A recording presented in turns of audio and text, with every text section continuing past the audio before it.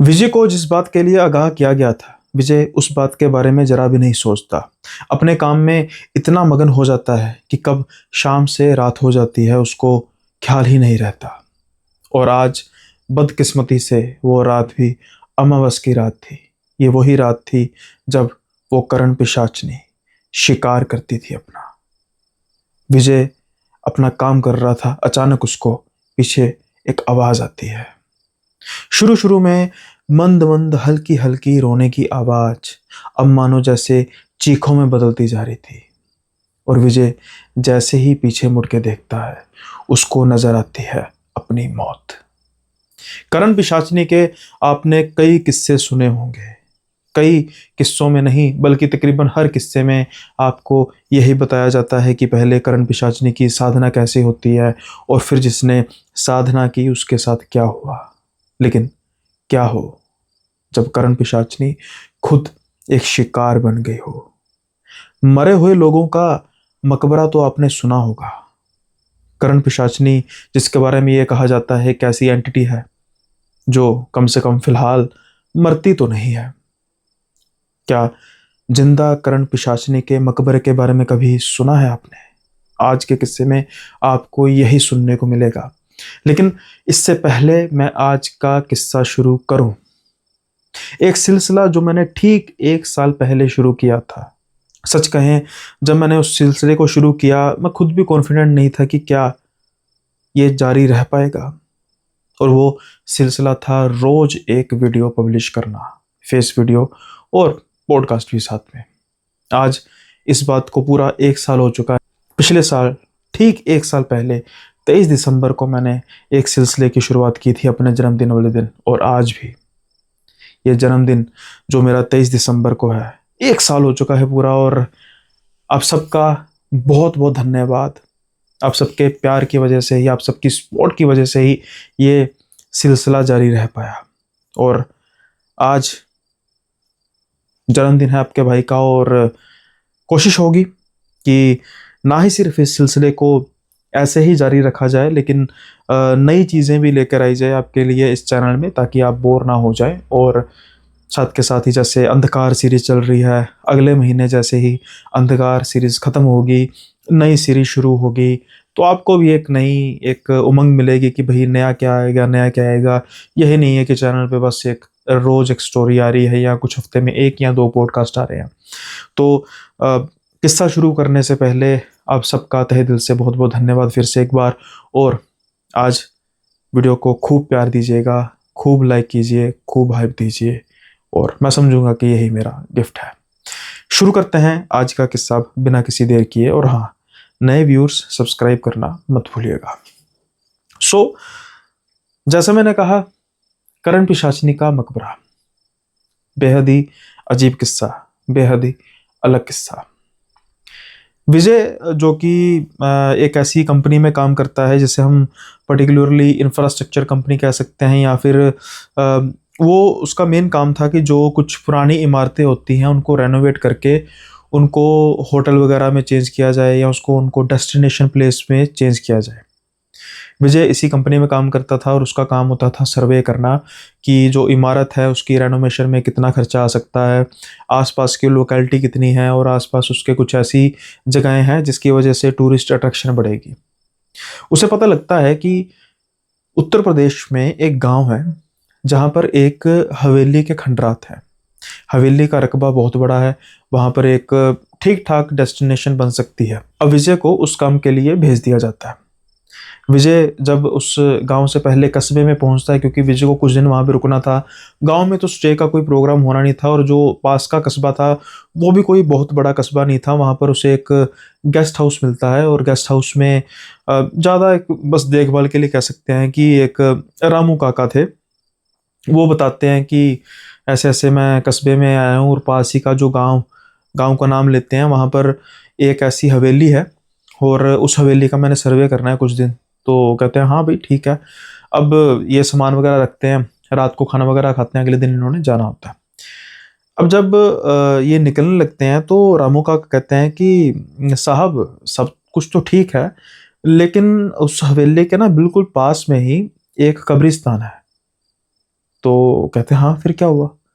तो कहते नहीं, हुआ तो कुछ नहीं, बस ये है कि उस ना कब्रिस्तान में आपने रुकना नहीं है, मतलब शाम होने से पहले पहले ना आप बस फ्री हो जाइएगा, अंधेरा नहीं होने देना हमने। तो कहते भी क्या क्या हुआ? बस साहब, गांव के लोगों का कुछ विचार होता है। खैर, विजय को लगता है कि भाई मैं इतना टाइम तो मैं वैसे भी लगाने नहीं वाला, तो ये कहते हैं चलो ठीक है, अपनी गाड़ी पकड़ते हैं और उसके बाद फिर ये चले जाते हैं उस हवेली की ओर। अब जब ये हवेली की दशा देखते हैं, हवेली काफ़ी बड़ी थी और हालत कुछ ज़्यादा अच्छी थी नहीं। हवेली का थोड़ा बहुत सर्वे करना शुरू करते हैं, लेकिन अचानक उनका ध्यान जाता है उसी कब्रिस्तान की तरफ। अब जब ये उस कब्रिस्तान की तरफ देखते हैं, वहाँ पर एक खास तौर पर पीओआई था, यानी कि पॉइंट ऑफ इंटरेस्ट या पॉइंट ऑफ अट्रैक्शन कह सकते हैं पीओए की। उस सारे कब्रिस्तान में कुछ कुछ एक कब्रें थी, ज़्यादा कब्रें नहीं थी, लेकिन एक खास मकबरे नुमा गुम्बद टाइप बना हुआ था, जो इनको काफ़ी ज़्यादा अट्रैक्ट कर रही थी। ऐसा महसूस हो रहा था कि शायद जैसे किसी खास व्यक्ति का कुछ मकबरा टाइप या उसकी कब्र बनी हुई है। अपना काम वगैरह करने के बाद ये देखते हैं कि जो ये कब्रिस्तान है उसमें कुछ बच्चे भी खेल रहे हैं। अब दिन का टाइम था, धूप खिली हुई थी, सर्दियों के दिन चल रहे थे, तो होगा कि भाई दिन के टाइम पे तो आमतौर पे लोग घूमते फिरते रहते हैं, कब्रिस्तान में भी कोई ऐसी बात होती नहीं अगर वो कब्रिस्तान लोकेलिटी के पास हो तो। अब ये पार्क में जाते हैं और बच्चे वगैरह अपना खेल रहे होते हैं। ये धीरे धीरे कब्रिस्तान यानी उस मकबरे की तरफ जाते हैं, और मकबरा क्या था कि वो बेसिकली किस तरीके का बना हुआ था कि बाहर की कुछ बाउंड्रीज थी, ऊपर एक गुंबद बना हुआ था और एक जंगले का गेट बना हुआ था। ऐसा महसूस हो रहा था कि उस छोटे से मकबरे के अंदर जाया जा सकता है, और यकीनी तौर पर जिसकी भी कब्र होगी वो नीचे की तरफ होगी, क्योंकि आमतौर पर जब आप कई मकबरे देखते हैं तो हमें जो उसकी मेन कब्र किसी भी पर्सन की दिखाई देती है, वो दरअसल उसकी असली कब्र नहीं होती। कब्र तो उसकी नीचे ही कच्ची होती है, वो उसको एक तरह से ऊपर 10-12 फीट ऊपर उसको किया गया होता है, एक तरह से डेकोरेट किया गया होता है। यही इन्हें लगा, क्योंकि नेचुरली बात है, कह सकते हैं some kind of civil engineer थे ये, और इनको स्ट्रक्चर वगैरह का सारा पता होता है। ये देखते हैं कि जो ये दरवाज़ा है बेसिकली, मतलब वहाँ पर एक संगली से उस चीज़ को किया गया, बंद किया गया, लेकिन कुछ खास ताला वगैरह या कुछ प्रोटेक्शन वगैरह लग नहीं रही थी। अब ये सोचते हैं कुछ देर कि भाई ये किस तरीके की स्ट्रक्चर है। खैर ज़्यादा ये ध्यान देते नहीं है, और उसके बाद फिर ये इधर उधर देखने लग पड़ते हैं उस मकबरे की तरफ कि भाई कुछ लिखा होगा, कुछ मोमेंटो टाइप कुछ होगा कि किसका मकबरा है। सिर्फ इन्हें एक चीज़, किसी ने जैसे खास तौर पर उसको मतलब उकेरा नहीं किया, जैसे किसी ने किसी पत्थर से या किसी नुकीली चीज़ से खुद उकेरा गया हो, कैजुअली टाइप उकेरा गया हो, और वहाँ पर लिखा हुआ था करण पिशाचनी का मकबरा। अब ये करण पिशाचनी का मकबरा लिखा देखते हैं तो इनको काफ़ी अजीब सा महसूस होता है। करण पिशाचनी, ये कैसा नाम हुआ? मतलब अगर किसी पर्सन का नाम होगा, उसी नाम के पीछे पिशाचनी लिखा हो, तो हर कोई पर्सन को अजीब तो लगेगा ही। तो ये ज़्यादा तवज्जो नहीं देते, क्योंकि अब शाम होती जा रही थी धीरे धीरे, और कहीं ना कहीं इनके मन में एक बात भी तो थी कि रामू काका ने एक बात कही है कि शाम होते ही इस कब्रिस्तान की तरफ देखना नहीं है। अब खैर ये वापस जाते हैं रात को और खाना वगैरह खाते हैं। रामू काका से बात करते हैं कि मतलब अच्छी है, मैंने देखा हवेली अच्छी है, इस पर अच्छा काम किया जा सकता है, और फिलहाल की जितनी मैंने देखी है उसके हिसाब से रिपोर्ट में तो सब कुछ ठीक है। अभी मैं कुछ दिन यहाँ पे रुकूंगा और उसके बाद फिर मैं अपनी फाइनल रिपोर्ट करूंगा। और ये पूछना शुरू कर देते हैं आसपास भी कोई अच्छी लोकेलिटी और भी कुछ जगहें हैं जिसको हम एक तरह का कुछ छोटा सा टूरिस्ट डेस्टिनेशन बना सकते हैं। तो रामू काका बताना शुरू करते हैं कि हाँ, इस पर छोटी सी झील है आसपास, यहाँ पर ये है, यहाँ पर ये है।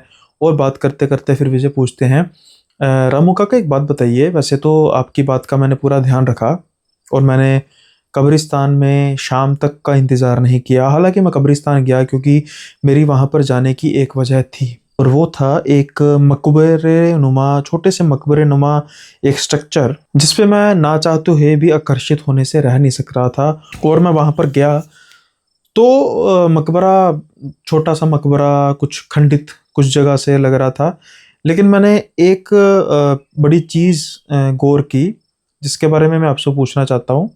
कहते हैं हाँ पूछो बेटा। वहाँ पर किसी ने ना उकेरा हुआ था करण पिशाचनी का मकबरा। और विजय बातों में इतना मगन था कि वो तो रामू काका के एक्सप्रेशंस, उनके रिएक्शंस देख ही नहीं पा रहा था।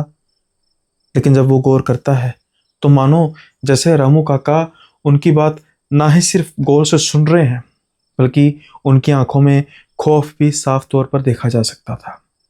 रामू काका कहते हैं कि बेटा, बाकी सबकी तो बातें चलेंगी, लेकिन ये जो अ, करण पिशाचनी वाली चीज़ है, इसका जिक्र ना ही करो तो अच्छा है। अब ये कहते हैं कि क्या हुआ, क्या हुआ ऐसा? तो वो कहते हैं कि बेटा, दरअसल बात ऐसी है कि इसके पीछे एक बहुत बड़ी कहानी या किस्सा कह सकते हैं, एक बहुत बड़ी ट्रेजेडी है। और मुझे इसके बारे में बहुत ज़्यादा पता नहीं, बस कहा जाता है कि एक औरत को यहाँ पर दबाया गया था। लेकिन ये तो किसी करण पिशाचिनी का मकबरा है। हाँ हाँ, करण पिशाचिनी का मकबरा है। मुझे भी इतना नहीं पता कि लोग इसको करण पिशाचिनी का मकबरा क्यों कहते हैं। तो फिर कौन बता पाएगा? बेटा, मुझे अब इसके बारे में इतना पता तो नहीं है, लेकिन मैंने कहा ना कि उस कब्रिस्तान से दूर ही रहो, क्योंकि उस कब्रिस्तान के जो किस्से हैं कुछ अच्छे नहीं हैं। अब ये कहते हैं कि मैं समझा नहीं कि किस्से कुछ अच्छे नहीं है, क्या हुआ? फिर ये बताना शुरू करते हैं कि कहते हैं कि वहाँ पर एक लाल कपड़ों में औरत दिखाई देती है, और जिसको भी वो औरत दिखाई दे जाए वो अमावस्या तक ही जिंदा रह पाता है। उसके जो भी आगे अमावस्या आती है उससे आगे वो जिंदा नहीं रह पाता। कईयों को जब वो दिखाई देती है उसको थोड़ी थोड़ी रोने की आवाज़ सुनाई देती है रात के समय में, फिर अचानक से हंसने की आवाज़ सुनाई देती है। फिर वो उनको तंग करना शुरू कर देती है, उनके पीछे पीछे जाती है। वो देश दुनिया जहाँ पर मर्जी चले जाएं, वो उनका पीछा नहीं छोड़ती, और आखिर में उनका शिकार करती है अमावस को।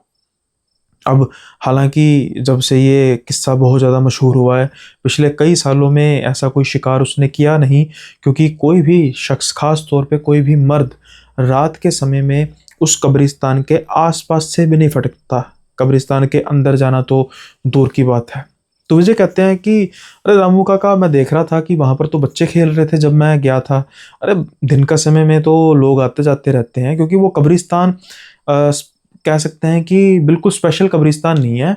वहाँ पर कहते हैं कि सबसे पहले यही मकबरा बना था, उसके बाद फिर कुछ कब्रें बनी, और तब से ये मतलब जैसे कहते हैं यूज़ में नहीं है कब्रिस्तान, बहुत पुराना कब्रिस्तान है। तो कह सकते हैं कि हवेली का ही ये हिस्सा है, एक हवेली का एक हिस्सा है। और शायद तुम्हारी कंपनी जब इसका सौदा करेगी तो ये ज़मीन भी उसके बीच में ही आएगी। और हाँ, उनसे भी कोशिश करना कि वो ध्यान रखे इस कब्रिस्तान का, इस कब्रिस्तान से किसी तरीके की कोई छेड़छाड़ ना करे। लेकिन रामू काका, आप तो कह रहे हैं कि वो जो चुड़ैल या जो भी है वो तो रात को दिखाई देती है, तो हमारे गेस्ट जब आएंगे? बेटा, यही तो बात है ना। अब मैं तुम्हें ये तो नहीं कह सकता कि तुम वहाँ पर फार्म हाउस ना बनाओ, तुम्हारी कंपनी को भी सोचना चाहिए। जो है मैंने तुम्हें बता दिया। अब ना रामू काका भी बात को गोलमोल कर रहे थे कि भाई, मतलब एक तरफ कह रहे हैं कि कोई चुड़ैल नजर आती है, जिस पर विजय तो बिल्कुल विश्वास नहीं कर रहे थे। कई बार क्या होता है कि जो स्थानीय लोग होते हैं या आसपास के लोग होते हैं, वो नहीं चाहते कि बाहर की कोई इंटरवेंशन हो, और इन चीज़ों का कुछ वहम फैला देते हैं ताकि कंपनीज वगैरह ऐसी प्रॉपर्टी को ना ले। लेकिन विजय का इन चीज़ों से कोई ताल्लुक नहीं था, ना ही विजय को ये असाइनमेंट मिलने वाली थी। वो तो सिर्फ इस चीज़ का सर्वे करने आया था, और उसने सर्वे की फाइनल रिपोर्ट वहाँ पर भेजनी थी। इसके बाद कंपनी जाने और उनका काम जाने। अब ना विजय सोचते रहते हैं कि भाई, जो मर्जी है, पॉइंट तो है एक, यानी कि चाहे वहम सही, चाहे कोई भी किसी तरीके की चीज़ सही, लेकिन एक बात तो पक्की है कि कुछ ना कुछ तो है। अगर मैं अपने सर्वे में इस रिपोर्ट को नहीं लगाता, तो अगर कोई कल को बात होती है तो मुझ पर भी बात आएगी। तो फिर मुझे क्या करना चाहिए? ये सोचते हैं कि मैं ऐसा करूँगा कि मैं रात के समय में कुछ समय तो एटलीस्ट वहाँ पर बैठूंगा, सर्वे के बहाने। इन्होंने नोटिस किया था कि जैसे शाम हो रही थी, बच्चे भी जो खेल रहे थे वो शाम के समय में बस इधर उधर चले गए अपने घर वगैरह पे, और जो लोग भी घूम रहे थे वो भी गायब हो गए। यानी कि ना कोई इनको रोकने वाला था, ना कोई इनको टोकने वाला था। अब ये थोड़ा सा लेट जाते हैं आज, क्योंकि उनको पता था कि मैं रात के समय में लेट ही आऊँगा। रामू काका से किसी भी तरीके की कोई बात नहीं करते, ताकि किसी भी तरीके का रोका टोकी ना करें, और अगर कोई साजिश हो कि किसी को कह के डराने की कोशिश की जाए, तो ये बल्कि रामू काका को जानबूझकर कहते हैं कि रामू काका, वैसे तो मैं थोड़ा सा आज वहाँ से जल्दी फ्री हो जाऊँगा, फिर मैंने किसी काम जाना है तो मैं रात को यहाँ पर लेट ही आऊँगा। रामू काका कहते हैं ठीक है बेटा, कोई बात नहीं। अब ये जाते हैं हवेली में। हवेली में जाने के बाद ये थोड़ी देर तक सर्वे वगैरह करते हैं, और जैसे ही अब शाम होने लगती है तो ये नोटिस करने लगते हैं कि कब्रिस्तान के आसपास के लोग कोई भी जो घूम रहे थे या इधर उधर से आवाजाही थी वो भी थोड़ी सी कम हो चुकी थी, और जैसे जैसे अंधेरा होने लगा वैसे वैसे वो भी खत्म हो चुकी थी। अब इस सारे उजाड़ बियाबान में सिर्फ और सिर्फ विजय ही थे।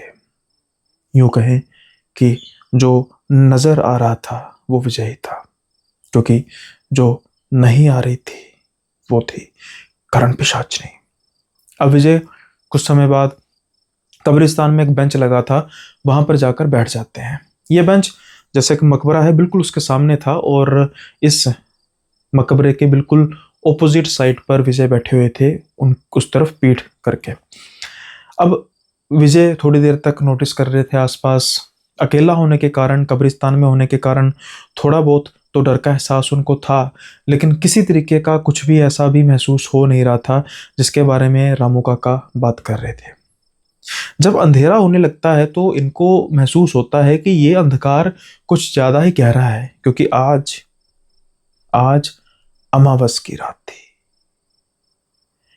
रामू काका के टोकने के बावजूद विजय आज उस जगह पर बैठे थे जहां पर रात के समय में बैठना सख्त मना था, और वो भी बदकिस्मती विजय की, आज रात भी अमावस की रात थी। रात गहरी हो चुकी थी और फिलहाल वहां पर पिन ड्रॉप साइलेंस था। विजय इंतजार कर रहे थे कुछ घटने का, हालांकि शायद उनको इस चीज का इंतजार करना नहीं चाहिए था। लेकिन कुछ ही समय बाद विजय को ऐसा महसूस होता है कि कोई बड़ी दूर से किसी के रोने की आवाज आ रही है। लेकिन हैरानीजनक तौर पर विजय जिस भी दिशा में अपना ध्यान करते उनको उसी दिशा से वो आवाज आ रही थी। विजय ये समझने में असमर्थ थे कि ये दरअसल आवाज आ कहाँ से रही है। वो मकबरे की तरफ मुंह करते तो आवाज वहां से आती, वो ऑपोजिट मुंह करते तो आवाज वहां से भी आती, मानो कोई चारों दिशाओं में रो रहा है। धीरे धीरे वो आवाज थोड़ी सी ज्यादा होनी शुरू हो जाती है, और अब वो रोने की आवाज मानो ऐसे महसूस हो रही थी कि जैसे विजय के कोई बिल्कुल पास बैठकर रो रही है। विजय अब सच में डर चुके थे, क्योंकि अगर ये किसी का मजाक, किसी की शरारत भी होती तो बिल्कुल पास से आवाज आना तो बिल्कुल भी पॉसिबल था नहीं। विजय जल्दी से अपना सामान समेटते हैं। उनको महसूस हो रहा था कि मुझे सब कब्रिस्तान में बैठना नहीं चाहिए, और विजय अब तेज तेज शुरू कर देते हैं चलना उस कब्रिस्तान से बाहर। लेकिन जो रोने की आवाज कुछ समय पहले आ रही थी, अब वो ऊंची ऊंची हंसने की आवाज आने लग पड़ती है, और एक जोरदार चीख विजय के कदमों को जहां पर वो चल रहा था वहीं पर जाम करने के लिए काफी थी। विजय मानो उस कब्रिस्तान में बुत बनकर खड़ा हो गया था, और भरी सर्दी में भी उसके माथे से टपकते हुए पसीने इस बात को दर्शा रहे थे कि विजय सच में महसूस कर रहा है कि उसने बहुत बड़ी गलती कर दी और वो बेहद डरा हुआ है। विजय धीरे धीरे पीछे की ओर मुड़ता है, और उसको वही नजर आता है जिसके बारे में रामू काका ने कहा था। एक औरत, लाल रंग के कपड़े, बड़े बड़े उसके बाल। एक बड़ी अजीब बात थी, उसका आधा चेहरा तो बेहद सुंदर था, लेकिन आधा चेहरा उतना ही कुरूप। आधे चेहरे की तरफ उसके दांत उतने ही बड़े थे, मानो जैसे कोई प्रेतनी हो। ये ऊंची ऊंची हंसने की आवाजें वहीं से आ रही थी। जो विजय कुछ समय पहले इन बातों पर विश्वास नहीं करता था, अब वो ऊपर की ओर देखता है और उसको अपनी दूसरी गलती का एहसास होता है। एहसास होता है उसको कि आज अमावस भी है। अब विजय अपनी पूरी जान लगाकर भागता है, भागता है उस कब्रिस्तान से, जल्दी से गाड़ी में बैठता है, पीछे मुड़ के नहीं देखता और कुछ समय बाद अपने गेस्ट रूम में आ जाता है। गेस्ट हाउस में जल्दी से वो आता है।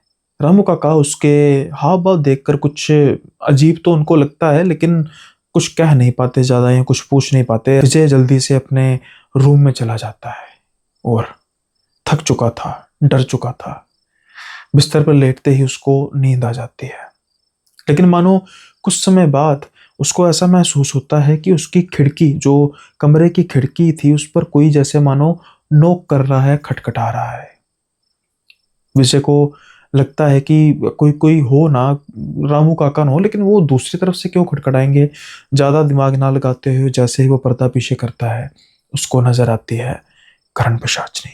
वही करण पिशाचनी जो उस मकबरे में थी और अब वो पीछे लग चुकी थी। विजय की मानो जैसे चीख निकल जाती है। उसकी चीख सुनकर ना ही सिर्फ रामू काका, बल्कि जो आसपास गेस्ट वगैरह रह रहे थे, वो भी जल्दी से कमरे की तरफ बढ़ते हैं, दरवाजे को खटखटाते हैं। विजय जल्दी से भागता हुआ दरवाज़ा खोलता है। इतने में रामू काका आते हैं। ये रामू काका को बड़ी तेज जाकर कसकर गले लगा लेते हैं और कहते हैं धीरे से कानों में, मुझे बचा लो, मुझे बचा लो, वो आ गई। रामू काका शायद समझ चुके थे कि विजय ने बहुत बड़ी गलती कर दी है। रामू काका आसपास, अरे अरे आप जाइए कमरे में, मुझे लगता है ये डर गए हैं। एक्चुअली ये दूर से आए हैं ना, तो शायद थकावट की वजह से कुछ सपना बुरा आया होगा, प्लीज जाइए। अब रामू काका उसको लेकर जाते हैं उसके कमरे में, बैठकर कहते हैं कि बेटा किसकी बात कर रहा है। तो विजय सारा किस्सा बताते हैं। रामू काका अब गुस्सा तो कर नहीं सकते थे, लेकिन वो बड़े मायूस थे। वो कह रहे थे कि बेटा मैं क्या कहूँ, वो जिसके पीछे पड़ जाती है उसका खून करके ही छोड़ती है। अरे आज आज तो सच अमावस्या है, आज की रात बेटा बहुत भारी है। तू ऐसा कर, मैं जल्दी से हनुमान चालीसा लेकर आता हूँ। आज सारी रात तो हनुमान चालीसा का पाठ कर, और तूने सोना नहीं है। अगर तू सो गया तो कहीं ऐसा ना हो कि वो तेरा शिकार कर डाले। मैं भी साथ में बैठता हूँ। और ये जैसे ही निकलने लगते हैं तो विजय, नहीं नहीं नहीं नहीं, मैं भी आपके साथ जाऊँगा, मुझे अकेला मत छोड़ो।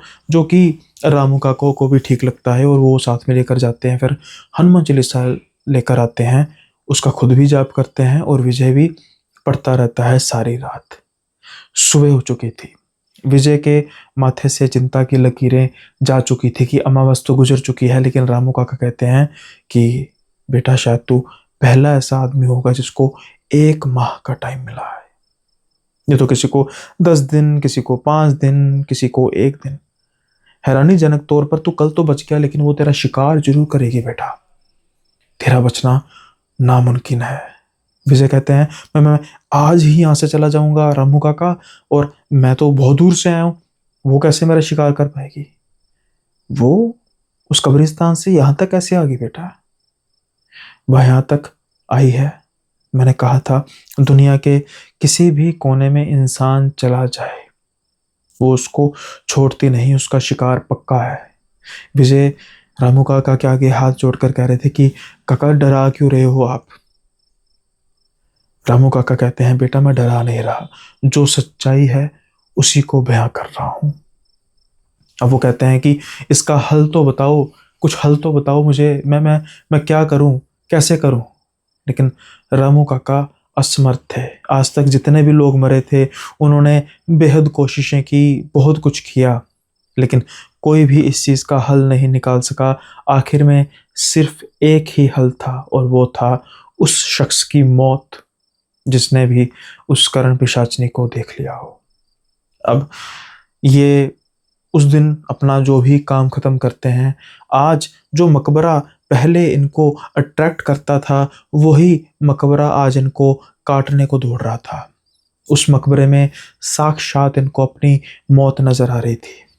और ये काम ख़त्म करके अब जब शहर पहुंचते हैं, शहर पहुंचने के बाद कुछ अपने दोस्तों से मुलाकात करके उनको ये सारी सच्चाई बताते हैं, जो कि मजाक ना इनको उड़ाएं इन पर, बल्कि विश्वास कर सकें। और दोस्त भी कोई इनको कुछ गंभीरता से लेते हैं। अब सिलसिला शुरू होता है काउंटडाउन का। हर एक बीतते दिन के साथ इनके ज़िंदगी का एक दिन भी ख़त्म हो रहा था, और हर रोज रात को सपने में करण पिशाचनी इनको याद दिलाने जरूर आती थी कि धीरे धीरे वो बढ़ते जा रहे हैं अपनी मौत की ओर, करण पिशाचनी के आगोश में। और करण पिशाचनी इनको ऐसी मौत देगी जो किसी ने सपने में भी सोची ना होगी। इसलिए दिन ब दिन इनकी चिंताएं बढ़ती जा रही थी। तो फिर एक दिन इनको फोन आता है इनके दोस्त का, और कहते हैं कि वो एक बहुत बड़े महात्मा से मिले हैं और वो कह रहे हैं कि वो करण पिशाचनी के बारे में जानते हैं, उसको अभी लेकर आओ। अब जब ये जानते हैं तो बस अंधा क्या मांगे दो आंखें, ये बस जितनी जल्दी हो सकते हैं उन महात्मा जी के पास पहुंच जाते हैं। महात्मा जी जैसे ही उनको देखते हैं, देखकर बड़े हैरान होते हैं। वो कहते हैं कि करण पिशाचनी की तुमने बात की थी ना? हाँ, मैंने तो करण पिशाचनी का मकबरा वहां पर। करण पिशाचनी का मकबरा? जी। नहीं बेटा, तुम्हें गलती लगी होगी। करण पिशाचनी का मकबरा नहीं। करण पिशाचनी मर नहीं सकती। करण पिशाचनी एक एक ऐसी पिशाचनी है जिसके हजारों करोड़ों रूप हो सकते हैं। हो सकता है कि अभी वो कितने रूप धार कर कभी किसी साधक का काम कर रही हो, कभी किसी साधक की गुलामी कर रही हो, कभी किसी साधक की गुलामी के जंजीरों से निकलकर उसको उसके अंजाम तक पहुंचा रही हो। लेकिन करण पिशाचनी का मकबरा, तुम्हें गलतफहमी हुई है। अब ये कहते हैं कि देखिए बाबा, मुझे तो सच में करण पिशाचनी का भी नहीं पता होता क्या। फिर कुछ देर तक उनको बाबा सारी बात समझाते हैं कि करण पिशाचनी एक ऐसी एंटिटी होती है जो जो लोगों को उनकी मनोकामना पूरी करने में मदद करती है, लेकिन आखिर में वो उनको ही मार देती है, उनको ही खा जाती है अगर एक भी गलती हो। तो इसलिए उसको साधना बहुत बड़ी दिक्कत होती है, बहुत मुश्किल से उसको साधा जाता है। और मकबरा, नहीं नहीं, तुम्हें गलती लगी है। लेकिन विजय इस बात पर अड़े हुए थे कि भाई मैंने करण पिशाचनी का ही मकबरा देखा है।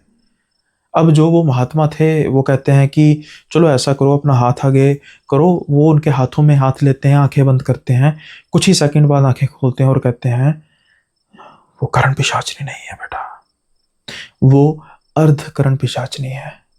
अर्धकरण पिशाचनी? मैं समझा नहीं। यानी कि वो आधी करण पिशाचनी है और आधी कोई और ही आत्मा है, कोई दुखी आत्मा है जिसके साथ बहुत बड़ा अन्याय हुआ है। अब ये तो मुझे नहीं पता। वो कहते हैं कि देखो, फिलहाल के तौर पर मुझे इसका सलूशन कोई नजर नहीं आ रहा। और तुमने बिल्कुल ठीक कहा है, अमावस का दिन तुम्हारा आखिरी दिन होगा। अमावस के दिन वो तुम्हें ले जाएगी, लेकिन उससे पहले पहले हमें हल निकालना होगा। करण पिशाचनी अपनी पूरे रूप में नहीं है, वो अपने अर्ध रूप में है। मैंने देखा उसका आधा रूप बेहद सुंदर है जो कि करण पिशाचनी नहीं है, और आधा रूप बेहद कुरूप है जो कि सच में करण पिशाचनी है। हमें उस आधे रूप के बारे में पता लगाना होगा कि वो अर्ध रूप क्या है, कौन है वो। अब ये कहते हैं कि मुझे तो इसके बारे में बिल्कुल नहीं पता महात्मा जी। महात्मा जी कहते हैं दोबारा से जाओ, उस गांव लोगों से बात करनी शुरू करो। जब तक हमें उस आत्मा के बारे में पता नहीं लगेगा, हमें करण पिशाचनी के बारे में भी नहीं पता लगेगा, और तब तक मैं कुछ नहीं कर पाऊंगा। अब जब इतने बड़े महात्मा से भी ये जवाब सुन लेते हैं तो ये टूट से जाते हैं और ये कहते हैं नहीं नहीं नहीं, मुझे बचा लीजिए महात्मा जी, मैंने तो कुछ गलती नहीं की। गलती तो बेटा तुमने की है रूल्स को तोड़कर, लेकिन कहते हैं ना जो कुछ होता है अच्छे के लिए होता है। शायद जो कुछ हो रहा है अच्छे के लिए हो रहा है। अमावस अभी आई नहीं है, अमावस में अभी दिन है, इसलिए जाओ, जाकर पता करो, और अगर तुम पता कर पाए तो फिर शायद मैं कुछ कर पाऊंगा। अब ये वो महात्मा थे जो जिन्होंने बिल्कुल सच स्वीकार किया कि भाई जब वो सिर्फ ये देख पा रहे थे कि कुछ ऐसी अर्धकरण पिशाचनी है, ये नहीं कि जो उसके साथ है प्रेतनी वो क्या है। अब ये रुख करते हैं छुट्टी लेकर 15-20 दिन की, क्योंकि जो इनका बॉस था वो भी इनका एक तरह का फ्रेंड ही था, उसको भी सब कुछ पता था। तो जिस तरीके से करके उन्होंने कहा भाई अब तो अमावस के बाद ही आना, अगर बचा तो हम तो यही कहेंगे सब कुछ ठीक रहे। अब ये जल्दी से जाते हैं उसी कस्बे की ओर, रामू काका से मिलते हैं। रामू काका से सारी बात करते हैं कि ऐसे ऐसे मुझे कहा गया है कि अर्धकरण पिशाचनी है। रामू काका कहते हैं हाँ बेटा, मुझे याद आया, गांव में ना एक बूढ़ी औरत रहती थी, और मुझे पता नहीं बेटा वो मर चुकी है या नहीं। उसके उसके पोते उसको शहर ले गए, और वो कई बार किस्सा बताती होती थी, लेकिन अब मुझे ना याद नहीं, मतलब मुझे सीधा नहीं बताया। अब ना वही शायद तुम्हें कुछ इसके बारे में बता पाएगी। अब ये कहते हैं कि वो किस तरफ है, मुझे बताओ वो कहाँ है। अब ये गांव जाते हैं, गांव जाकर पता करना शुरू करते हैं कि सीता देवी कहाँ रहती है। करते करते पता लगता है कि सीता देवी पीलीभीत के हिस्से, मतलब पीलीभीत शहर में रहती हैं। और ये एक पल ना गवाते हुए उनका फ़ोन नंबर लेते हैं, उनसे फ़ोन पर बात करते हैं कि हम आपसे बहुत अर्जेंट मिलना चाहते हैं, हम बात करना चाहते हैं करण पिशाचनी की। तो जैसे ही वो सीता देवी बात सुनती है, वो कह देती है, हाँ कह देती हैं, और ये पीलीभीत जाते हैं। अब पीलीभीत में इनका सामना होता है सीता देवी से। सीता देवी जो कि एक बेहद ही बुजुर्ग महिला थी, कुछ उनकी उम्र होगी कुछ 80 बरस के आसपास। इनको थोड़ी सी तसल्ली होती है कि शायद इनका मसला हल हो जाएगा। सबसे पहले तो ये अपना सारा हाल बयां करते हैं कि मेरे साथ ये सब कुछ हुआ, और अब मेरी मौत दिन ब दिन पास आती जा रही है, करीब आती जा रही है, प्लीज़ मुझे बचाइए। और मैंने जिन महात्मा से बात की है उन्होंने सिर्फ मुझे यही कहा है कि करण पिशाचनी पूर्ण नहीं है, वो अर्ध करण पिशाचनी है, करण पिशाचनी के साथ भी कोई है। और अगर हमने उस प्रेतनी की काट कर ली, तो फिर वो अर्धकरण पिशाचनी तुझे नहीं मार पाएगी, क्योंकि जो भी है वो दोनों साथ में चल रही हैं। अब वो कहती हैं कि बेटा जो मैंने कहानी सुनी है मैं तो उस पर बात करूंगी, इसलिए मेरी जितनी भी तू बातें सुन रहा है उसको तो बिल्कुल सच ना समझना और झूठ भी ना समझना, मतलब कि बस मुझे भी जो पता है। तो कहते हैं बताओ हुआ क्या, क्या चीज़ है ये, क्या सब कुछ है, ये है क्या करण पिशाचनी का मकबरा। तो वो बात करना शुरू करती हैं। सीता देवी कहती हैं कि जहाँ तक मुझे पता लगा है ये बात है तकरीबन 120 साल पहले की। 120 साल पहले यहाँ पर जो हवेली थी, ये ही थी हवेली रणबीर सिंह की। अब जैसे ही सीता देवी रणबीर सिंह बोलती हैं, इनका दिमाग घूमता है, इनको डॉक्यूमेंट्स याद आते हैं, जो भी डॉक्यूमेंट्स थे, अचानक इनका दिमाग स्टक होता है। हाँ हाँ, रणबीर सिंह जो कि इस हवेली से ताल्लुकात रखता था, इनको डॉक्यूमेंट्स पर नज़र आता है, जो कंपनी के डॉक्यूमेंट्स थे, नाम तो हो गए। तो इनको थोड़ा सा तसल्ली इनको हुई कि हाँ सच तो होगा कुछ ना कुछ। वो कहते हैं कि वो बड़ा ही क्रूर ज़मींदार था, जैसे कि आपने फिल्मों में देखा ही होगा, उस तरीके का ही ज़मींदार था। और बहुत लोगों पर जुल्म भी करता था, जितना उसका मतलब, जैसे वही ब्याज पर वगैरह जो भी होता है, तो तंग करता था लोगों को। अब कहते हैं कि दूसरे गांव में एक लड़की थी, कमला, वहाँ के पंडित जी की बेटी थी। और एक दिन जो ये रणवीर सिंह था वहाँ पर गया और उसको वो लड़की पसंद आ गई, बेहद ही खूबसूरत लड़की थी। और आपको पता उस समय ये ज़मींदारों का कितना रौब होता था, अंग्रेज़ों की शह होती थी इनको। तो अब जब इन्होंने पंडित जी से बात की तो पंडित जी मना ना कर सके कि भाई इतना बड़ा घराना है, लेकिन कमला को इसकी करतूतों का सब पता था। वो बिल्कुल भी नहीं चाहती थी कि वो इससे शादी करे, लेकिन अब ये बात 120 साल पुरानी है। तो उस दबाव में, अपने पिता के दबाव में, जैसे मर्जी करके उसको रणवीर सिंह के साथ शादी करनी पड़ी। अब रणवीर सिंह, जैसा मैंने कहा कि वो बदनाम था, उसकी पहले भी 2 पत्नियां मर चुकी थी किसी ऐसे हालात में कि जिसका स्पष्ट नहीं हुआ था कि उनकी असली मौत का कारण क्या था। और अब बेचारी कमला कमला भी उसका शायद शिकार होने वाली थी। थोड़ी देर तक जब उसका कमला से मन भर गया तो फिर वो कमला पर भी जुल्म सितम करने शुरू कर चुका था, और अब वो उसको बहुत ज़्यादा कष्ट देता था। फिर कहते हैं कि कमला ने एक बहुत बड़ा कदम उठाया। कमला को किसी से पता लगा कि एक साधना होती है, करण पिशाचनी की साधना। करण पिशाचनी की साधना में जो भी हम करण पिशाचनी को जब सिद्ध कर दें, तो करण पिशाचनी वो सब कुछ करती है जो उसको कहा जाता है, और रणवीर सिंह से बड़ी आज़ादी से छुटकारा मिल सकता है। अब जैसे करण पिशाचनी का रूल होता है कि अगर कोई उसको मर्द अपनाता है तो वो किसी भी औरत को उसके आसपास नहीं भटकने देती, और अगर कोई औरत उसकी साधना करती है तो वो किसी मर्द को भी उसके आसपास भटकने नहीं देती। रणबीर सिंह से दूरी बनाना या उससे छुटकारा पाने का सिर्फ उसको यही जरिया लगता है। अब रणबीर सिंह क्या था, रणबीर सिंह जैसे शिकार करने जाना या दूसरे गांव में जाना, और कई बार वो कई कई दिन रहता था दूर अपनी हवेली से। इसी बात का फायदा उठाकर जब उसको एक दिन पता लगता है कि वो महीने से भी ज्यादा अपने घर से दूर रहेगा, तो वो शुरू करती है करण पिशाचनी की साधना। उसका एक बहुत ही वफादार था शंकर, जिसको उसने सारा कार्यभार सौंपा था कि वो किसी को भी पता ना लगने दे कि मैं क्या कर रही हूँ। कमला करण पिशाचनी की साधना कर रही थी, लेकिन शायद रणबीर सिंह किसी काम से कुछ जल्दी ही वापस आ जाता है, और जब उसको भनक लगती है कि कमला कुछ ऐसी सिद्धि कर रही है जो बेहद खतरनाक हो सकती है, तो वो उसकी सिद्धि को बीच में ही तोड़ देता है और मार पीट कर कमला को एक तय खाने में बंद कर देता है, और शंकर को उसके किए की सजा अलग से मिलती है। उसको मरवा दिया जाता है, किसी को पता तक नहीं लगता। अब उस तय खाने में कमला 4 दिन भूखी प्यासी रहती है, और 5वें दिन उसके मरने की खबर आती है। रणवीर सिंह उसी तह खाने में उसकी कब्र खुदवा देता है। सनातनी रीति रिवाजों में तो जलाया जाता है, लेकिन उस जालिम ने उसी तह खाने को में गड्ढा खुदवा कर उसकी कब्र खुदवा दी।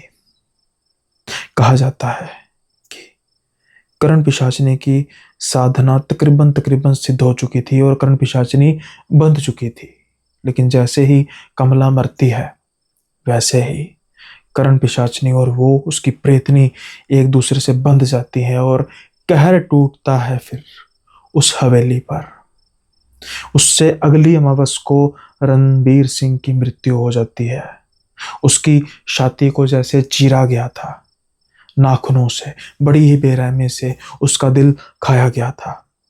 और उससे पहले रणबीर सिंह ये शिकायत करता था कि रात को उसके सपने में कमला नजर आती है, लेकिन कमला पूर्ण रूप से नजर नहीं आती। आधी कमला का रूप होता है और आधी कोई बहुत ही भयंकर, बहुत ही भयानक पिशाचनी का। धीरे धीरे इस तरफ जो भी मर्द आते, उन सब की कब्रें खुदती। जो तुम ये मकबरे के आसपास की कब्रें देख रहे हो ना, ये उन्हीं लोगों की कब्रें हैं। और जो मकबरा देख रहे हो, उसमें दफन है कमला।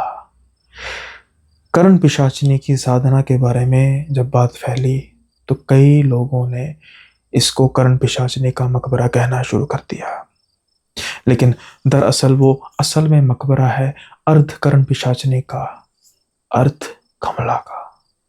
ये दोनों एक दूसरे के साथ इस तरीके से जुड़ी हुई हैं कि रात के समय में कोई भी मर्द इनको दिखाई देता है, अगर वो बच के भाग जाता है तो अमावस से ज्यादा निकालता नहीं है, क्योंकि सबसे पहला शिकार अमावस को ही हुआ था।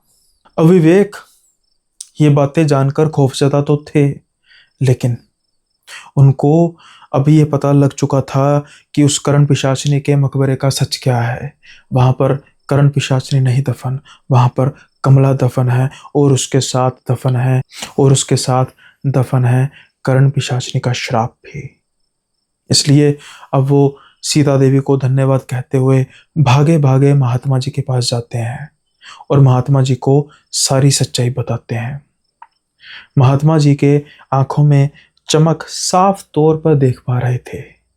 उनको महात्मा जी की आंखों में चमक देखकर ये उम्मीद जागी थी कि शायद वो बच पाएंगे। अब वो कहते हैं विवेक को, रास्ता बेटा कठिन है, काम तो हो जाएगा। करण पिशाचनी अपनी पूरी ताकत में नहीं है, कमला बेहद गुस्से में है। कमला का क्रोध कई मौतों का कारण बना है, और वो जो मौतें करती हैं उसका शिकार करण पिशाचनी करती है। तुम यूं कह सकते हो कि शिकारन तो कमला है, लेकिन उस शिकार का लुत्फ उठाती है करण पिशाचनी, अपने शिकार के दिल का मांस खाकर। करण पिशाचनी की इस हालत में मैं करण पिशाचनी को कंट्रोल कर लूंगा, लेकिन कमला को तुम्हें ही कंट्रोल करना होगा। अगर कमला के प्रकोप को तुमने साध लिया, तो करण पिशाचनी को मैं अपने मंत्रों से बांध लूंगा। मैं इससे ज्यादा कुछ कर नहीं सकता। यूं कहो कि 80% तुम्हारा कार्य है, 20% मेरा कार्य है। लेकिन कुछ पहले नियमों का पालन करना होगा। आज से, या यूं कहें अभी से, तुम्हें कुछ धागे दिए जाएंगे जिनको तुम्हें धारण करना होगा। जब तक अमावस्या बीत नहीं जाती तब तक तुम उसे बिल्कुल उतार नहीं सकते। तुम्हें पूरे ब्रह्मचर्य का पालन करना होगा। बिल्कुल भी मांस मदिरा से दूर रहना होगा। कुछ ने पाठ दिए गए जिनमें हनुमान चालीसा भी था, संकट मोचन भी था, और भी कई चीज़ें थी। वो सबका इन्होंने निरंतर दिन में 3 समय जाप करना था, और रोज सुबह और शाम को एक हवन होना था। अब ये अगले जितने दिन बचे थे ये सब कुछ करते हैं। जो सपने में इनको कमला और करण पिशाचिनी के अर्ध रूप नजर आते थे, ये धीरे धीरे जब उनसे डरते थे फिर उन्होंने कमला का सामना करना शुरू किया। ये सपने में मानो जैसे अपने सपनों को भी कंट्रोल करते थे, और सपने में भी उसके सामने तरले मिन्नतें करते थे कि मैंने मैंने तुम्हें नहीं मारा, मैं तो तुमसे हमदर्दी रखता हूं, जो तुम्हारे साथ हुआ वो बीत चुका है, अब वक्त है मुक्ति का, तुम्हें मुक्त हो जाना चाहिए।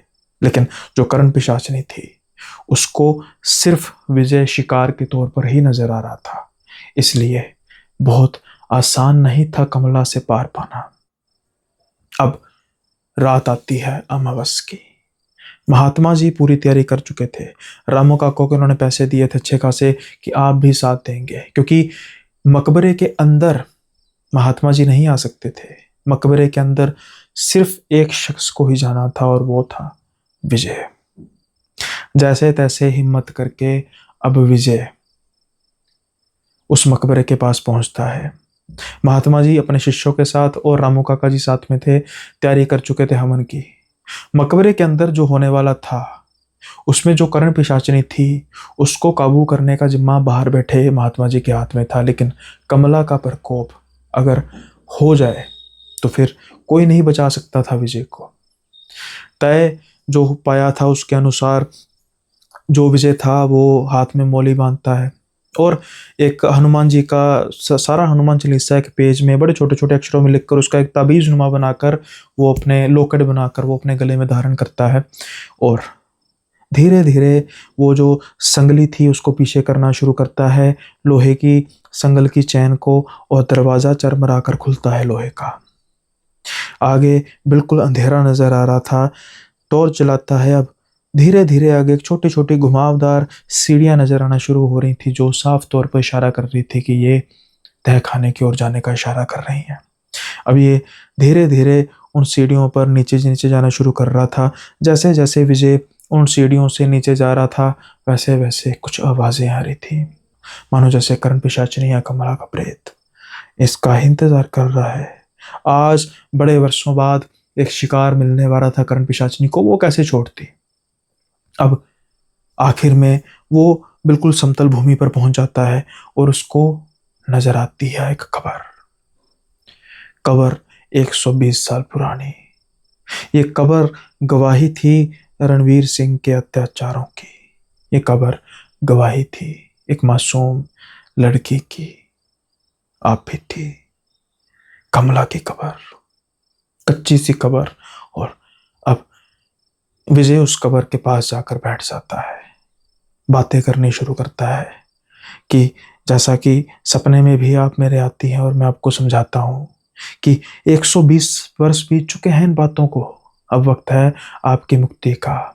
मैं आपको मुक्ति दिलाऊंगा करण पिशाचिनी से, जो करण पिशाचिनी आपको ये सब कुछ करने के लिए मजबूर करती है। कुछ देर बाद उसको एक हलचल सुनाई देती है।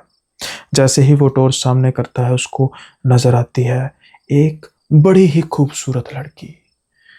इससे खूबसूरत लड़की आज तक उसने नहीं देखी थी, सिवाय कुछ दिन पहले सिर्फ उसका आधा चेहरा ही देख पाया था, लेकिन आज वो उसका पूरा चेहरा देख पा रहा था।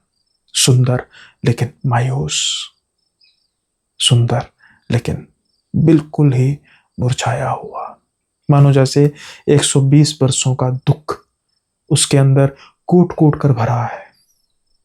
अब वो जल्दी से खड़ा होता है और कहता है हाथ जोड़ के कि प्लीज अब आप मुक्ति पाइए।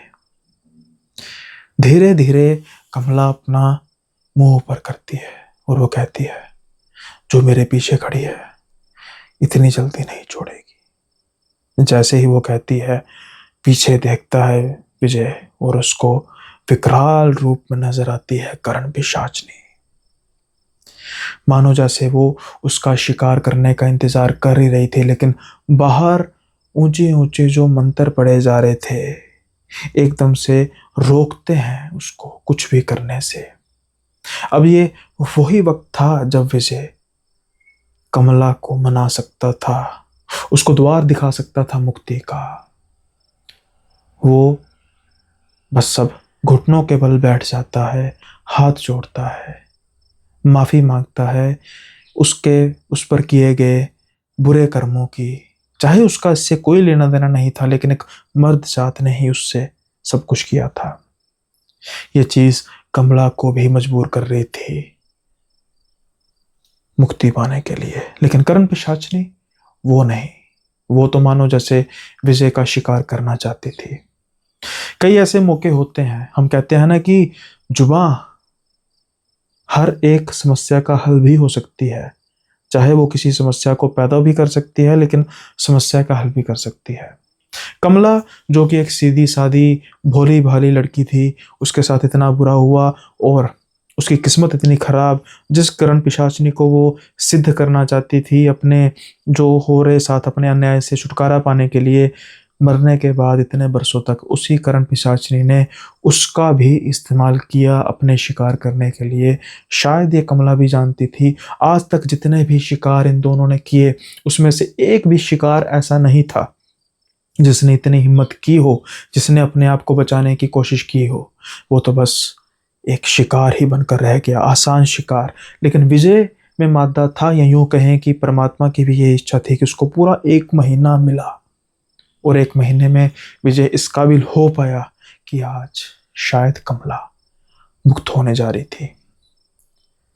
जैसे ही विजय ऊंचे स्वर में कहता है कि मुक्ति मुक्ति, अचानक से कमला गायब हो जाती है और करण पिशाचनी बेहद गुस्से से देख रही थी विजय की ओर, वार करने की फिराक में थी, लेकिन जो मंत्र थे मानो जैसे एक अदृश्य शक्ति बनकर उसको बांधे हुए थे। और रामू काका की आवाज आती है, बेटा जल्दी से बाहर भाग। विजय बिना देर किए बाहर भागता है और कुछ ही देर बाद उस मकबरे के अंदर से ऊंची ऊंची चीखने की चिल्लाने की आवाजें आती हैं। कुछ समय बाद जो उनके शिष्य थे उनमें से 2 शिष्य कुछ बक्सेनुमा चीज अंदर लेकर जाते हैं।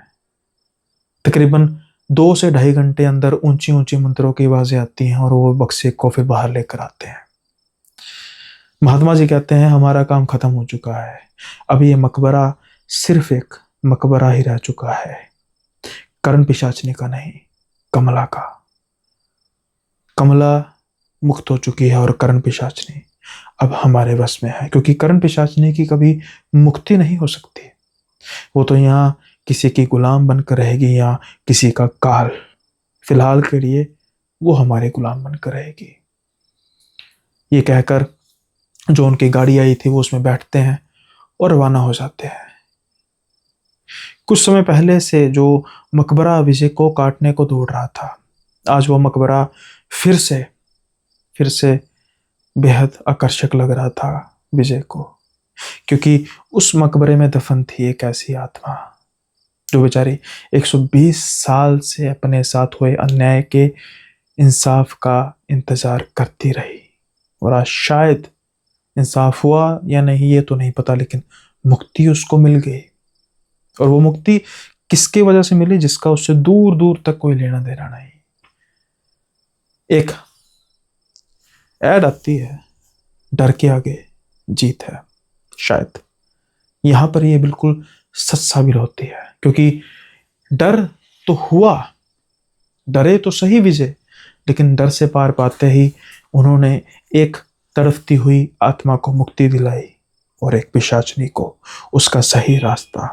सो ये था किस्सा करण पिशाचनी का, बेहद ही खतरनाक। उम्मीद करता हूँ कि आज के मेरे खास तौर पे स्पेशल डे में आपको ये किस्सा पसंद आया होगा। और अगर आपको नहीं भी आया तो मैं आज शायद पहली बार कह रहा हूँ कि भाई लाइक कर देना, थोड़ा सा अच्छा लगेगा मुझे। और आज मैं कोई स्पेसिफिक कमेंट नहीं बोलूँगा, रीज़न कि मैं सबका बहुत धन्यवाद करता हूँ कि सभी ने मुझे बहुत सपोर्ट की।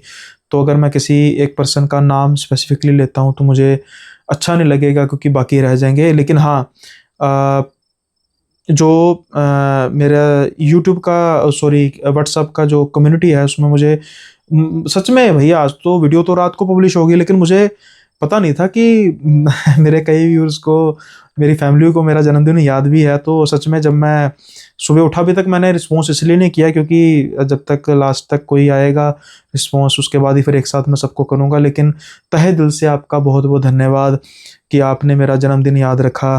तो सुबह मतलब 5 बजे, हाँ 5 बजे पहला मैसेज आ गया।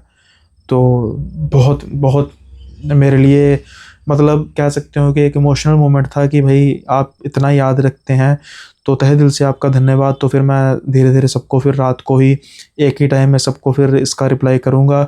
तो एक बार फिर से मैं शुक्रगुजार हूँ आप सबका, जो ये सफ़र मैंने लगातार चलते रहने का 1 साल पहले शुरू किया था। 1 साल में मैंने जैसे कहा था कि कुछ डिस्कस करेंगे, तो ठीक है, growth in term of subscribers उतनी नहीं हुई, लेकिन मुझे ये मतलब महसूस हो रहा है कि जितने भी हमारे सब्सक्राइबर जुड़ रहे हैं वो बड़े लोयल हैं, है ना। जो देख रहे हैं तो वो देख रहे हैं पक्का, ऐसा नहीं है कि बस सब्सक्राइब करने के लिए सब्सक्राइब कर दिया। तो वो बिल्कुल इन्वॉल्व भी होते हैं चैनल में। तो ये बड़ी बात है, और जब भी चैनल को ग्रो होना होगा, अच्छे से हो जाएगा। मेरे लिए यही ग्रोथ है, मैं यही कहूँगा। संतुष्टि इस पॉइंट ऑफ व्यू से है कि मेरे लॉयल ऑडियंस है, कम ही सही, लेकिन अगर ये संतुष्टि मैं कर लूँ कि मुझे फ़र्क नहीं पड़ता कि इससे ज़्यादा हो, तो फिर वो बात नहीं बनेगी। इसलिए और मेरी कोशिश होगी अब और ज़्यादा फुल थ्रोटल में काम किया जाए और नई नई चीज़ें लेकर आई जाए जो आपको पसंद हो। जहाँ तक बात रही अंधकार सीरीज़ की, धीरे धीरे ग्रो कर रही है। ऑल्दो मेरी 100% एक्सपेक्टेशंस को मैट नहीं कर पा रही, लेकिन फिर भी नया तजर्बा किया तो कई बार वो उम्मीदों पर खरा नहीं उतरता। लेकिन फिर भी धीरे धीरे इतनी उम्मीद है कि ये चल पड़ेगा सिलसिला सीरीज़ का भी। तो अब ज़्यादा बात नहीं आज करूँगा, इसी के साथ ही आज का जो एपिसोड है यहीं पे समाप्त करते हैं। उम्मीद है आपको पसंद आया होगा। और भाई, आज जिन्होंने सब्सक्राइब नहीं ना किया तो कर दीजिए यार सब्सक्राइब, आज तो कर दीजिए। और लाइक वाले, हाइप वाले तो चलते रहेंगे, आप करते रहेंगे, मुझे पता है। शेयर ज़रूर कीजिएगा, कमेंट्स में अपना फीडबैक ज़रूर लिखिएगा। इसी के साथ आज के एपिसोड में आपसे विदा लेता हूँ। जल्दी ही मिलेंगे अगले एपिसोड में नए किस्सों के साथ। तब तक के लिए बाय बाय, अपना ख्याल रखिएगा।